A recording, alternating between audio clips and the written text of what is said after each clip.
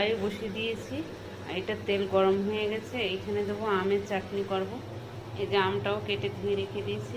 তো এইখানে আমি এবার বসাবো আমের চাটনি। সর্ষেটা দিয়ে দিচ্ছি, আম তো দিয়ে দিচ্ছি লবণ, হলুদ, নেড়ে ছেড়ে নেবো। তো দিয়ে দিচ্ছি পরিমাণ মতন জল, দিয়ে দেবো ঢেকে। তো পাঁচফোড়ন আর লঙ্কা দিয়ে দেবো ফোড়নে, আলু দিয়ে দেবো। তো লবণ দিয়ে নাড়াচাড়া দিয়ে ঢেকে দিই। তা আমটা গলে গেছে, চাটনিতে এখন চিনি দিয়ে। তো আমার পালং শাকে এখন শাকটা কমে গেছে, এখন দিচ্ছি হলুদ। এখন আমি নেড়ে চেড়ে নেবো, আর জল দেবো না, এই জলেই আমি চচ্চড়িটা করে নেব। পরিমাণ মতো চিনি আর লঙ্কা দিয়ে দিচ্ছি, স্বাদ মতো চিনি। তো আমার চচ্চড়িটা হয়ে গেছে, এখন নামিয়ে নেব। তো দেখো আমার চচ্চড়ি হয়ে গেছে, আর এখানে আমের চাটনিও হয়ে গেছে।